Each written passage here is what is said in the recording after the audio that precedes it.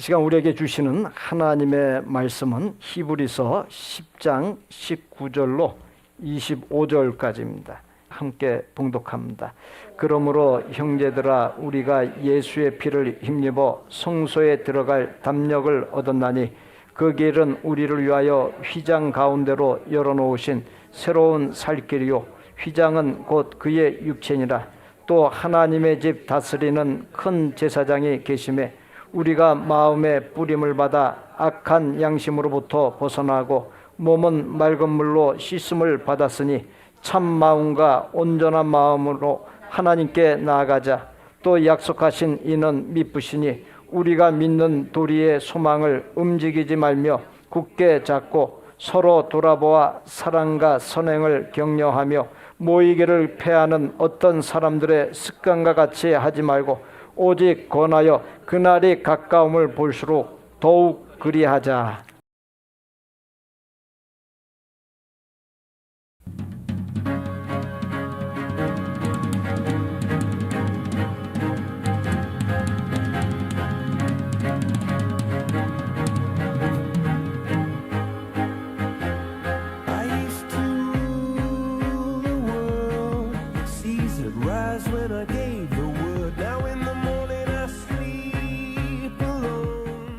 사실 그 아내를 만난 곳은 선교지였어요. 네. 그때 아내가 신장 이식을 이제 받은 상태였어요. 네. 투석을 하다가. 네. 그래서 저희가 이제 만나서 이제 결혼했는데 난임 부부라는 걸 알게 됐던 거예요. 그래서 결혼한 3년 동안 네. 시험관도 시도해보고 했는데 이제 아이를 가질 수 없다. 그래서 저희는 이제 아이를 포기하고 있는 네. 그런 마음이 이제 3년 차 됐었는데 이제 포기하고 있을 때 자연 임신을 주신 거예요. 완전 포기하고 있었을 때. 그래서 아이를 이제 아내가 키우고 사실 저도 제가 그렇게 아이를 기다리고 있었는지를 아내의 첫 통화로 알았어요. 아, 너무 귀하다. 아내가 전화가 딱 와서 네. 퐁퐁 울면서 그날부터 하루에 3번씩 아이한테 편지를 쓰고 네. 심지어는 초음파 기기도 사서 제가 심장 소리도 듣고 날마다 그 아이를 위해서 이제 준비를 하고 있었어요. 야. 한 23주 차가 넘어가고 있었는데 제가 이제 아내가 갑자기 자궁 경부가 이제 짧아져서 네. 조상기가 있으니 그렇게 묶는 수술을 해야 된다 해서 네. 급하게 수술을 하게 됐죠. 그리고 이제 제가 한 20일쯤 한 3-4번의 수술이 있었고 그 어렸을 때 다니던 누나의 교회에 네. 저를 오랫동안 초청을 약속했었어요. 네. 거기를 제가 이제 간증의 자리를 갔었는데 아내도 하나님 지켜주실 거야. 하나님 우리 함께 하시니까. 그러고 이제 예배 자리에 이제 오를 때 예배 자리에 오르기 바로 5분 전에 네. 이제 우리 아이의 그 사망 소식을 이제 듣게 된 거예요. 그래서 제가 이 마음을 추스릴 수 있는 시간이 5분밖에 되지 않았고 찬양 소리가 막 들리면서 저는 이제 올라가야 되고 그런 일을 이제 겪게 되면서 그날 강당에 서게 됐어요. 네. 아내하고 통화를 했을 때 우리 하나님을 신뢰하자. 하나님의 주권을. 우리 뜻대로 될 수 있는 일이 아무것도 없지 않냐. 우리의 상심보다 하나님의 놀라운 계획이 있을 거야. 그래서 우리 끝까지 예배하자. 아내가 동의해줘서 원래 사산하면 6시간 안에 분만을 해야 되는데 제가 예배 끝나고 올라가는 시간만 해도 4시간 후였어요. 근데 아내가 혼자 버티겠다. 분만실에서. 그날 제가 그토록 기도했던 아브라함이 이삭을 바친 마음이 어땠을까? 하나님이 살려주신 걸 알고 이랬을까? 했는데 온전한 하나님의 신뢰를 배우게 됐어요. 제가 그때 그런 것 같아요. 하나님께 하나님 저 당당하게 요청하고 싶어요. 우리 사랑하는 우리 조이를 하나님 손에 드릴게요. 제가 하나님이 걷어가셨다 이런 표현 쓰지 않고 뭐 데려간다 이런 말이 아닙니다. 제가 하나님 손에 온전하게 드릴 테니 하나님 우리 다음 세대 좀 저에게 주십시오. 갑자기 그 죽어가는 아이들이 보이더라고요. 막 올랐어요. 그전에는 아이들을 봐도 제가 눈물을 흘리면서 기도하지 못했어요. 막 그냥 사랑스러웠고 하나님 이 아이들에게 복음을 전하게 해주세요 했는데 그때만큼은 앞에 앉아있는 아이들이 보이는 거예요. 드럼 보고 싶다고 앉아있는 그 꼬맹이들이 이 아이들의 생명 하나가 하나님의 주권 없이는 우리가 태어날 수 없는 이 소중한 생명인데 꼭 하나님 제가 복음 전하고 싶습니다. 제가 다 드릴 테니까 그렇게 살게 해주십시오 해서 하나님이 그때 저의 마음에 준비를 시켰던 것 같아요. 다음 세대에 대한 뜨거운 마음을, 진심을. 그래서 아내와 이제 병원으로 가서 이제 고통스러운 그 분만의 시간을 가졌죠. 아내가 죽을 뻔했어요. 그러더라고요. 하나님 살려주세요. 이러는 막 울면서 입술은 다 트져서 피가 나고. 근데 제가 이제 의자가 멀리 있게 하더라고요. 아이가 아무래도 사산되었으니 죽은 아이니까. 뒤에서 이런 기도를 했습니다. 처음에는 몰랐는데 우리 아내는 살려주시면 안 돼요? 하나님, 우리 아이는 몇 시간 전에 이렇게 많은 사람이 기도했지만, 그러면서 또 무슨 생각이 드냐면 하나님의 주권에 맡기자. 그래서 제가 이런 기도를 했어요. 하나님이 혹시나 지금 이 순간 제 아내를 데려가시더라도 제가 하나님을 향한 마음을 꺾지 않겠습니다. 저 예배할게요. 제가 하나님의 사랑을 바꾸지 않겠습니다. 하나님 하실 말씀이 무엇입니까? 근데 그리하시지 않더라도 제가 하나님께 예배하겠습니다. 이제 제 소망으로 살지 않을게 그 기도를 계속했죠. 근데 감사하게 저희 아내를 살려주셨어요. 아이는 화장하고 그 유고를 가지고 우리 둘만의 공간인 대평포구라는 곳이 있어요. 사람들이 잘 많이 안 갔었던 그 아름다운 곳에 아이를 뿌려주고 예배를 드렸죠. 그러고 나서 이제 후에 그 아이를 뿌려준 그 대평포구 앞에서 저희 아내랑 저랑 다시 침례를 받고 이제 국제수목교회에서 선교사로 저희가 임명을 받게 되었어요. 그래도 하나님은 선하십니다. 그래서 저는요, 실패가 없어요. 왜냐면 저는 드럼 치는 게 내 삶의 목표가 아니기 때문에. 저는 하나님의 마음을 전하고 하나님을 경외하고 하나님 예배하는 게 저의 정체성이지, 저를 자랑하는 사람이 아니기 때문에 저는 실패할 수가 없어요. 누가 실패하는지 아십니까? 자기를 드러내는 사람. 자기 목표가 있는 사람은요, 실패할 가능성이 크지만 나는 없어요. 하나님의 영광만 있습니다. 하나님을 예배하는 사람은 무슨 실패가 있습니까? 가난하든 길바닥에 쫓겨난 사람도 그 자리에서 예배할 수 있거든요. 여러분, 더 이상 실패하는 삶을 살지 마십시오. 여러분의 하나님의 정체성을 찾았을 때, 그때 하나님께서 여러분을 그 누구도 가지 못했던 그 길에 세우실 것입니다. 왜냐하면 하나님의 영광을 위해서. 그래도 주님 뜻은 완전합니다. 그래도 주님 뜻은 완전합니다.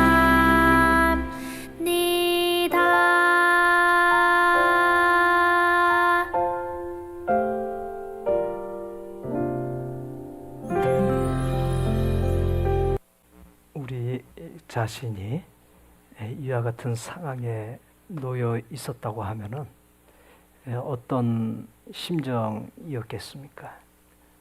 누구라도 견디기 힘든 상황이었을 것입니다. 이 세상 곳곳에서 수많은 전쟁이 일어나고 있고 생태 같은 젊은 사람들이 죽어나가는 일들이 비일비재하게 일어나고 있습니다. 또 전쟁 아닐지라도 불의한 일을 겪으면서 또 고통당하고 죽임당하고 이러한 경우들이 수도 없이 일어나고 있습니다.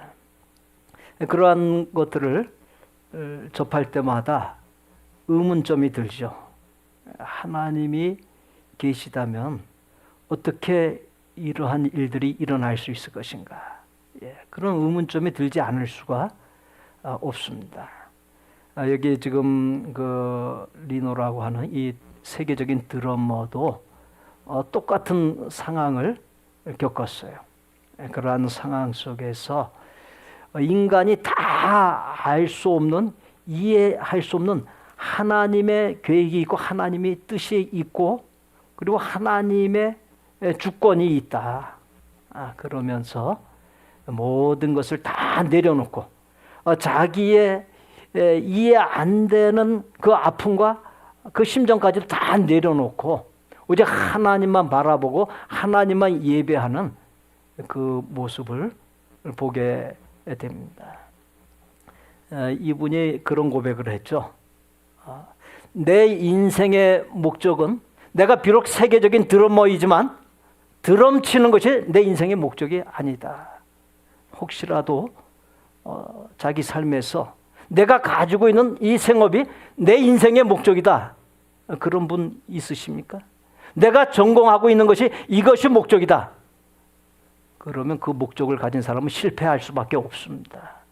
이 사람이 만약에 드러머로서 세계의 탑에 오르는 것이 계속 꿈이었고 그것이 유지하는 것이 목적이었다고 한다면 이 사람은 실패해 볼 수밖에 없는 인생이 되는 거예요. 그러나 생명을 주신 하나님, 재능을 주신 하나님, 모든 것의 주인이신 그 하나님을 예배하며 경배하는 것을 목적으로 두었을 때 그때 이 사람은 결코 실패가 없는 것이 되는 거예요. 그건 우리의 삶에도 똑같이 적용되는 바입니다. 우리 삶에 나를 지으신 하나님, 나의 생사하복권을 쥐고 계신 그 하나님을 예배하는 것을 인생의 최우선 순위에 두고 가장 큰 목적 삼고 우리의 생명을 드리고 건강과 재능과 또 나의 생업, 나의 물질, 나의 시간을 드릴 때 그 사람이 성공하는 인생이 됨을 믿으시기 바랍니다. 최우선 순위를 하나님께 두고 그리고 모든 것들을 갖다가 그 뒤에 위치해 놓고 온전한 믿음으로 하나님 앞에 설 수 있는 우리 모두가 될 수 있기를 예수님의 이름으로 축복합니다. 본문 19절로 22절까지의 말씀입니다. 이 말씀 함께 봉독드립니다. 그러므로 형제들아 우리가 예수의 피를 힘입어 성소에 들어갈 담력을 얻었나니 그 길은 우리를 위하여 휘장 가운데로 열어놓으신 새로운 살 길이요 휘장은 곧 그의 육체니라. 또 하나님의 집 다스리는 큰 제사장이 계심에 우리가 마음의 뿌림을 받아 악한 양심으로부터 벗어나고 몸은 맑은 물로 씻음을 받았으니 참 마음과 온전한 믿음으로 하나님께 나아가자. 성전의 원형으로서 이동식 성전이라고 할 수 있는 성막의 구조가 다음과 같습니다. 성막 안에 문을 열고 들어가면은 먼저 뜰이 나오고 뜰 다음에 하나의 건물 형태의 것이 나옵니다. 앞부분이 성소이고 뒷부분이 지성소입니다. 성소는 거룩하게 구별해 놓은 곳으로 제사장 외에 일반인이 들어갈 수 없었습니다. 성소 뒤편의 지성소의 경우에는 휘장이 쳐져 있었고 지극히 거룩하게 구별한 곳으로서 일반 제사장들은 들어갈 수 없었으며 오직 대제사장만이 해마다 지정된 날짜인 대속죄일에만 들어갈 수 있었습니다. 대제사장이 지성소에 대속죄일에 출입하게 될 때는 일반인들이 이 성막 자체에 접근하는 것조차 금지되었습니다. 대제사장이 지성소에 들어가서 자신과 자신의 권속 그리고 백성을 위한 속죄의 제사를 드렸습니다. 본문 19절에 예수의 피를 힘입어 성소에 들어갈 담력을 얻었나니 여기에서 성소라고 하는 말은 지성소를 가리킵니다. 예수님께서 오심으로 오시기 전과 오신 후를 완전히 다르게 바꾸어 놓으셨습니다. 오시기 전에는 앞에서 말씀드렸듯이 지성소에 오직 대제사장 한 사람만이 1년에 단 하루만 드나들 수 있었습니다. 그러나 예수님께서 오셔서 성소와 지성소 사이를 가로막고 있었던 휘장을 제거하셨고 대제사장만이 아닌 누구든지 하나님께 나아갈 수 있게 하셨습니다. 그것은 하나님과 인간의 관계에서 대변혁이요 대사건이 아닐 수 없습니다. 예수님께서는 그와 같은 놀라운 일을 예수님의 피, 곧 십자가에 달려 죽으신 희생을 통해서 이루셨습니다. 그래서 본문 19절과 22절에서 예수님의 피로 깨끗함을 받았으니 예수님의 피를 힘입어 언제든지 마음껏 하나님 앞에 나아가자라고 했던 것입니다. 본문 23절로 25절 말씀입니다. 함께 봉독합니다. 또 약속하신 이는 미쁘시니 우리가 믿는 도리의 소망을 움직이지 말며 굳게 잡고 서로 돌아보아 사랑과 선행을 격려하며 모이기를 패하는 어떤 사람들의 습관과 같이 하지 말고 오직 권하여 그날이 가까움을 볼수록 더욱 그리하자. 약속하신 이가 미쁘시다라고 하는 말은 약속하신 하나님께서 신실하시다라고 하는 뜻입니다.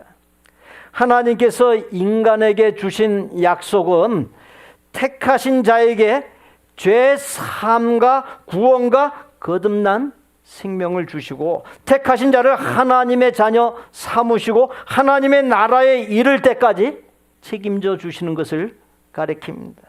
그렇게 장차 이르게 될 본향인 하나님의 나라 천국에 들어갈 것과 하나님 앞에 설 것에 대한 소망을 움직이지 말며, 즉 소망을 갖고서 흔들리지 말고 서로를 돌아보며 아름다운 사랑을 나누고 서로 선한 일을 하도록 권하고 격려하고 모이기를 패하는 사람들의 습관을 따르지 말고 서로 권하여 모이기를 힘쓰라 했습니다.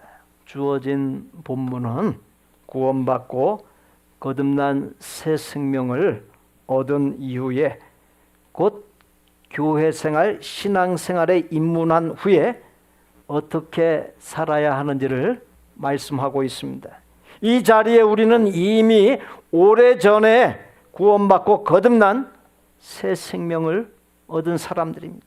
이미 오래전에 교회생활, 신앙생활에 입문한 사람들입니다. 그렇다고 한다면 주신 말씀을 따라 첫째, 장차 이르게 될 본향인 하나님의 나라 천국에 들어갈 것과 하나님 앞에 설 것에 대한 소망을 갖고 흔들림 없이 전진하는 삶이 되어야 합니다. 둘째, 서로를 돌아보면서 하나님 안에서 아름다운 사랑을 이루는 삶이 되어야 합니다. 그 사랑이라고 하는 것이 어떤 사랑입니까? 겸손과 온유로 대하는 사랑, 상대방 입장을 헤아리고 배려할 줄 아는 사랑, 기쁨과 유익을 주는 사랑, 존귀하게 대하는 사랑이어야 합니다. 또한 같은 목적지인 본향 하나님의 나라인 천국을 향해 나아가는 것에 대해서 격려를 아끼지 아니하는 사랑이어야 합니다. 동병상련이라고 하는 말이 있지 않습니까? 같은 처지에 놓여 있게 되면 그 같은 처지에 놓여 있는 사람에 대해서 동정심이 가는 거예요. 국률의 마음이 가는 거예요. 참 애석하고 참 안 됐고 다가가서 위로하고 싶고 사랑하고 싶고 그런 마음이 드는 것이죠.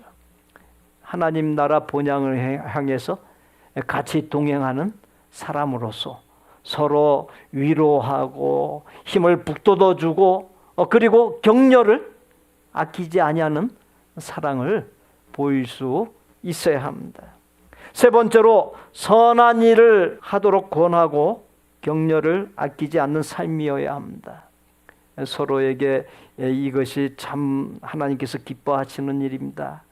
이것이 참으로 선한 일입니다. 구원받은 사람이 이 일을 행해야 됩니다. 이 일을 행해서 구원받은 증표가 있어야 됩니다. 이렇게 서로 권하는 거예요. 그것도 권할 때 막 우격다짐으로 막 밀어붙이고 내 막 주관적인 감정을 실어가지고 그렇게 하는 것이 아니라 정말 겸손히 온유히 그렇게 우리가 권하면서 건넬 수 있어야 됩니다. 올 2025년에 달성해야 할 비전, 목표를 세우면서 7가지 실천 사항을 두었습니다. 그 7가지 실천 사항 중에서 5번째 것이 모이기를 힘쓰기입니다.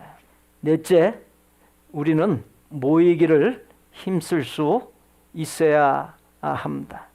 성실히 그리고 열심히 모여야 하나님의 세계, 영적인 세계를 깊이 알아갈 수 있고 하나님께서 어떤 분이신지 하나님의 정체를 알아갈 수 있습니다.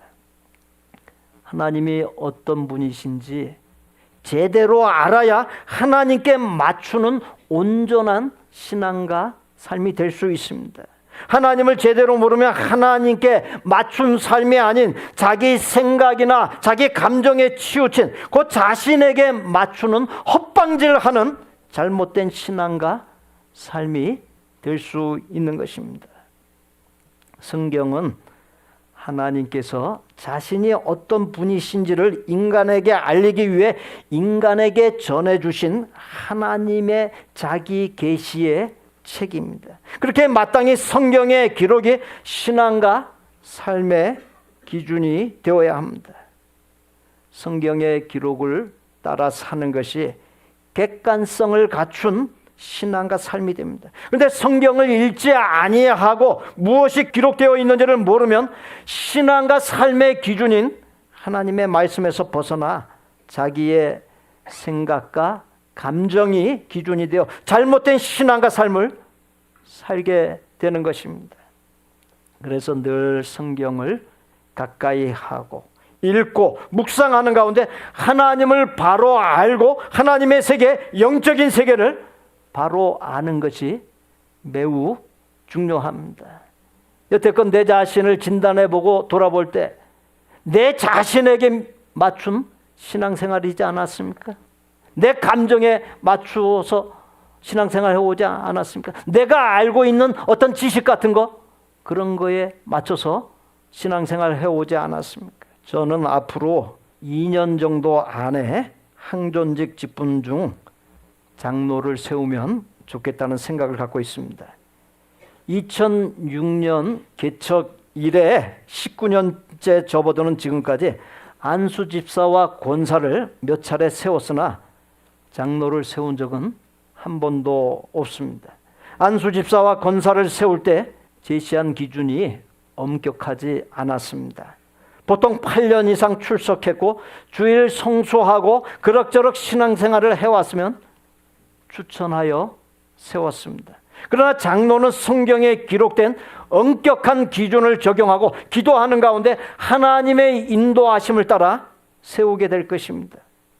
지금 우리 복된 교회에는 주일 예배와 새벽 기도회 외에 하나님의 말씀이 기록된 성경을 깊이 알아가기 위한 4개의 사랑방을 운영하고 있습니다.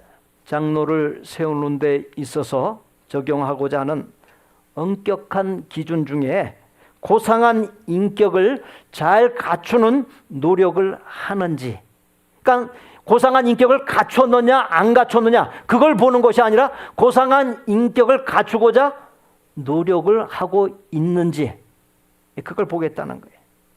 주변 사람들에게 인정받는지 여부, 교회의 굳은 일에 솔선수범하며 봉사하는 모습이 있는지, 나의 일보다 교회와 성도를 돌보고 목회자의 목회에 협력하는 것을 더 중하게 여기는지의 여부, 주일 성수는 최소한의 기본이고 새벽 기도에 참석 그리고 사랑방에 성실과 열심으로 참석하여 하나님의 말씀, 하나님의 세계, 영적인 세계를 알아가고자 힘쓰는지 여부를 매우 중요하게 여길 것입니다.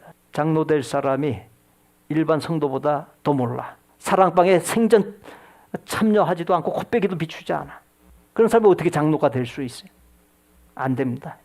그러한 엄격한 기준을 통과하여 장로가 되면 하나님과 사람들에게 인정받는 존귀한 장로가 될 뿐만 아니라 하나님께서 그분과 가정과 생업에 엄청난 복과 은혜를 부어주시게 되어 있습니다. 그만한 자격을 갖추어서 장로가 됐는데 하나님께서 보실 때 어떻겠어요? 이건 너무 마음에 드는 거예요. 기쁨을 이기지 못해 하시는 거예요. 너는 되고도 남아. 하나님께서 그렇게 말씀하시는 거예요. 장로로 추천받을 수 있는 외적인 기본 자격은 본 교회에 등록하여 출석한 지 7년 이상 된 분은 남녀 성별이나 성도, 서리집사, 권사, 안수집사 등 직함과 상관없이 누구나 될 수 있습니다. 사랑하는 성도 여러분, 장로 직분 받기를 사모하고 기준에 따라 힘쓰므로 내적으로나 외적으로나 장로 직분 받을 자격을 잘 갖출 수 있기를 바랍니다.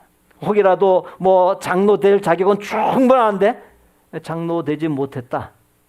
그래도 하나님께서 그 사람을 보시고 장로 이상의 복으로 하나님께서 채워주시게끔 되어 있습니다. 누가복음 16장 16절에 율법과 선지자는 요한의 때까지요. 그 후부터는 하나님 나라의 복음이 전파되어 사람마다 그리로 침입하느니라. 이 말씀에서 요한의 때까지 율법과 선지자의 메시지가 기준이 되었음을 가리킵니다. 반면에 그 후부터라는 말씀은 예수님께서 오신 때부터 예수님께서 하나님 나라의 복음, 곧 천국 복음을 전할 때부터를 의미합니다. 예수님이 오신 때부터 어떻게 되었다 했습니까?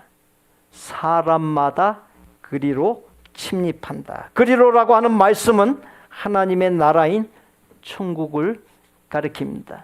침입하는 사람, 공격하는 사람은 어떻게 돼요? 얻게 돼 있습니다.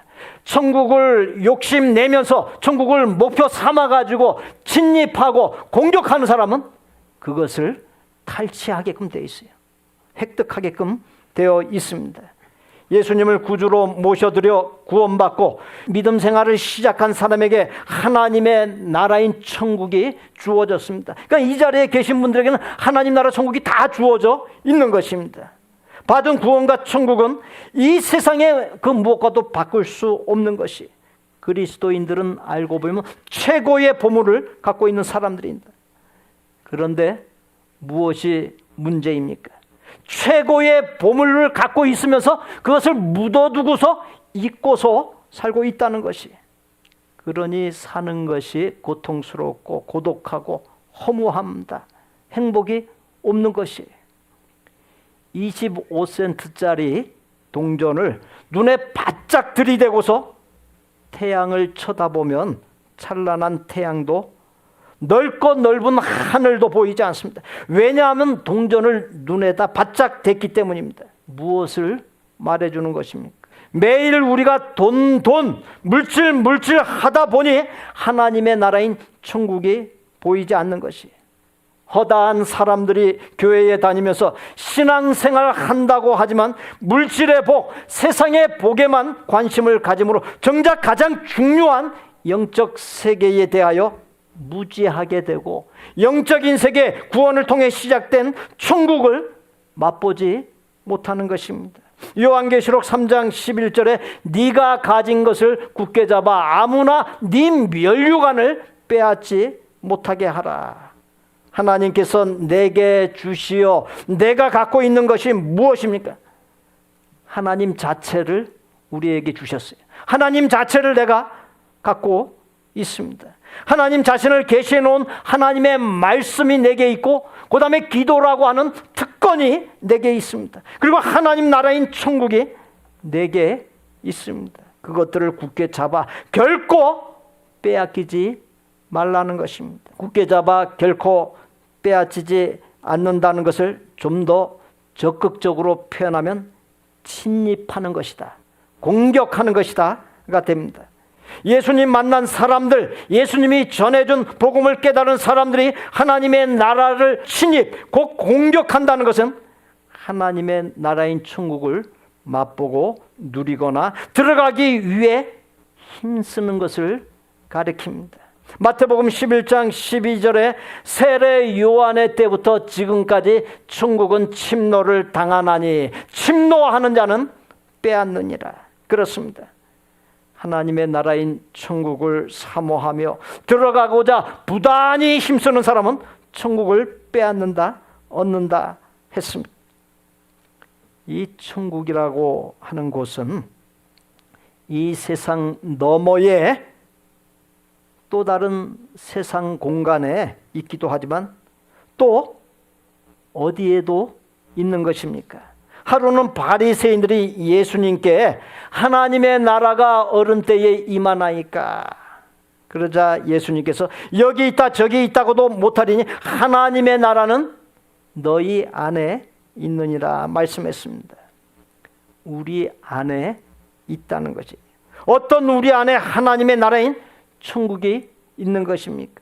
하나님께서 들어가시어 하나님의 다스림 하에 있는 사람, 하나님의 통치가 이루어지는 사람 안에 있다는 것입니다.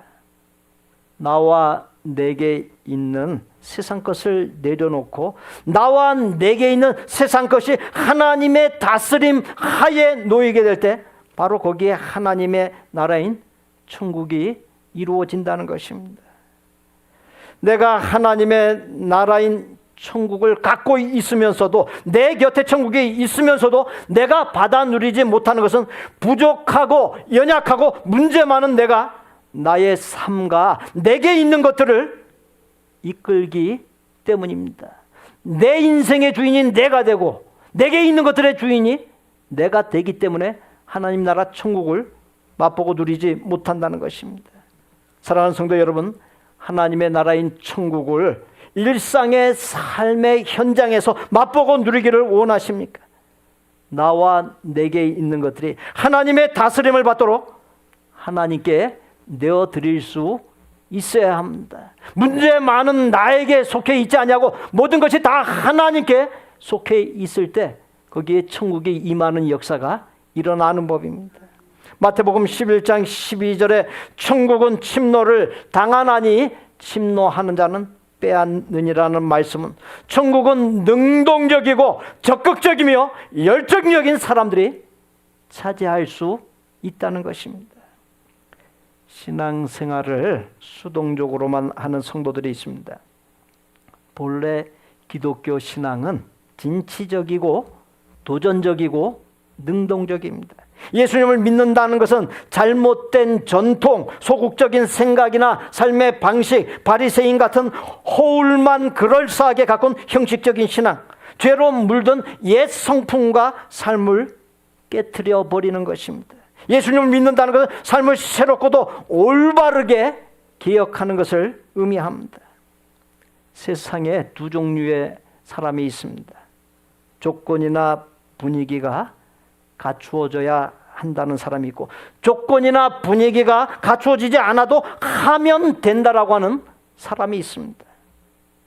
일을 시키는 대로 잘 하는 사람이 있습니다. 사실 시키는 대로 일을 하지 않는 사람들이 많아. 일을 시키는 대로 하기만 해도 그 정도만 되어도 훌륭합니다. 그러나 시키는 일만 잘해서는 큰 사람이 될 수 없습니다. 시키지 아니한 일까지 잘할 때 그 사람이 큰 사람이 될 수 있습니다. 어떤 사람은 죄 짓는 일, 헛된 일은 능동적이고 적극적인데 신앙생활은 마지못해서 억지로 하는 사람이 있습니다.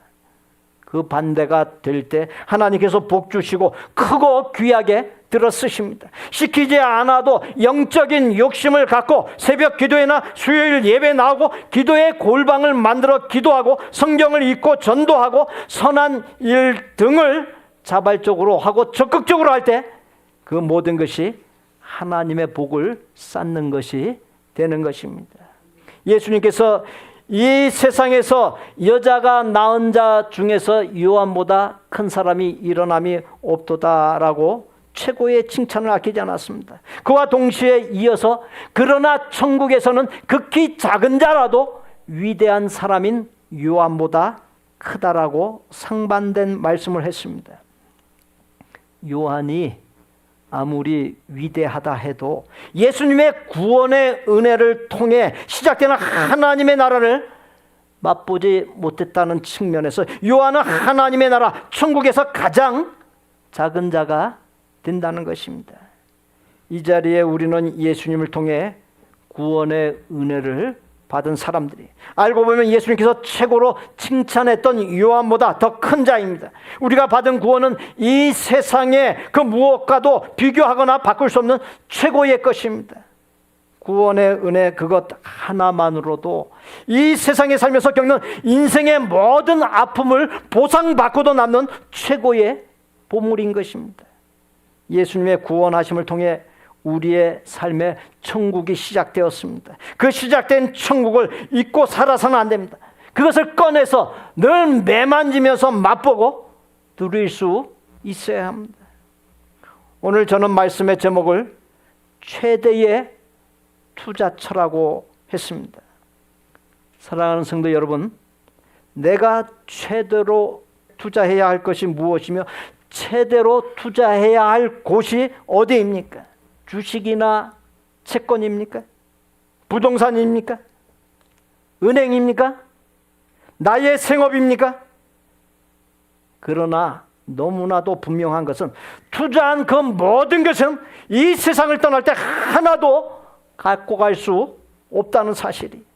시편 39편 4절로 6절에 이 말씀 함께 봉독합니다.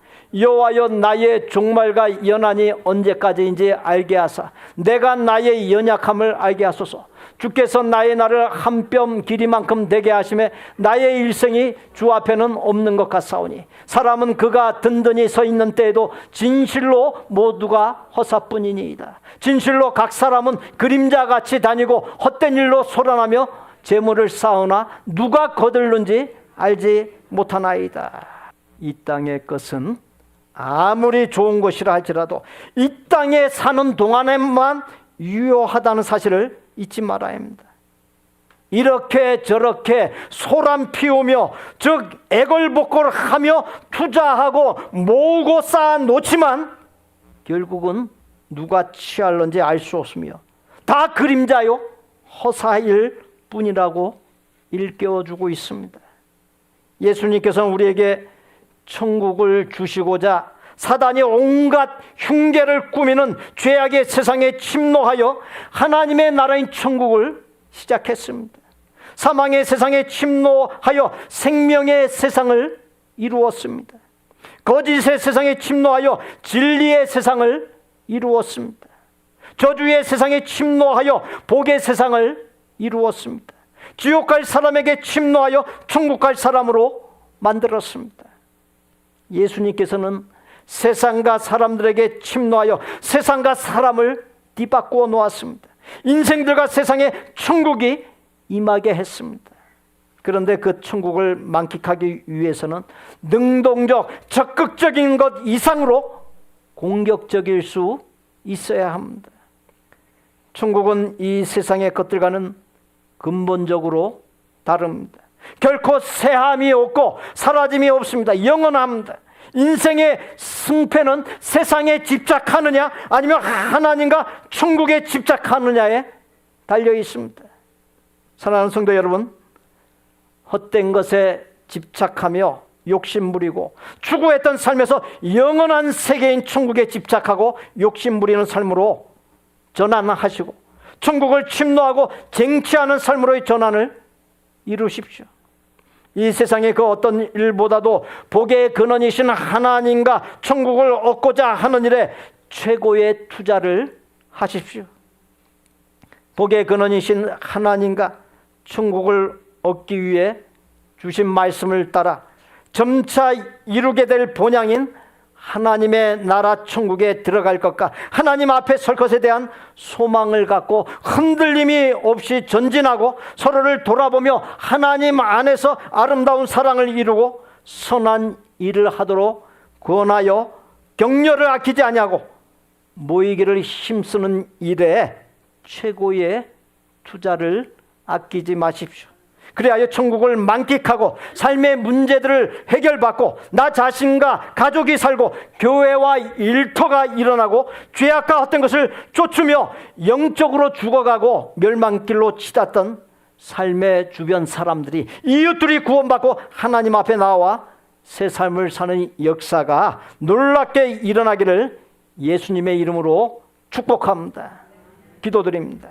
사랑의 하나님, 최고로 투자할 것이 무엇이고 최고로 투자할 곳이 어딘지 바로 알고 최고의 투자를 하는 가장 지혜로운 삶, 가장 복된 삶이 되게 하여 주옵소서. 예수님의 이름으로 기도하옵나이다. 아멘. 우리 저를 따라서 해보십시오. 우리 요 자막 비춰드렸습니다. 복의 근원이신 하나님의 이끄심을 받는 일에 최고의 투자를 하겠습니다.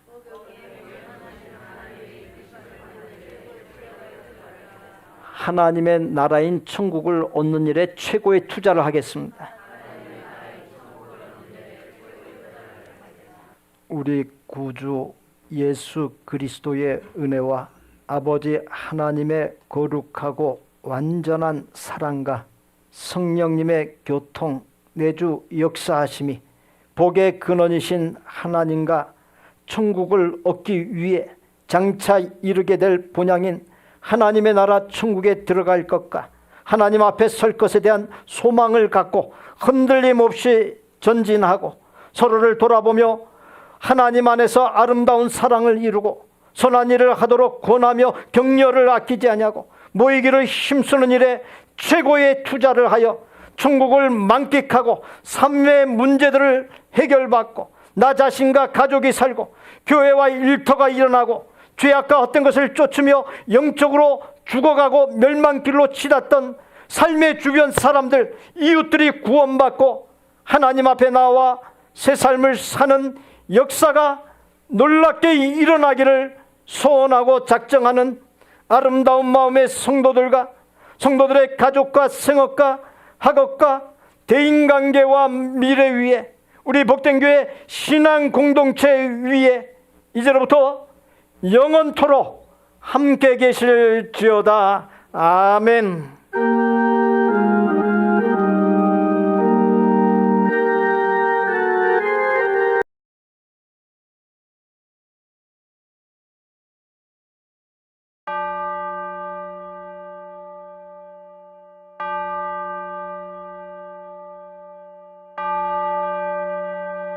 주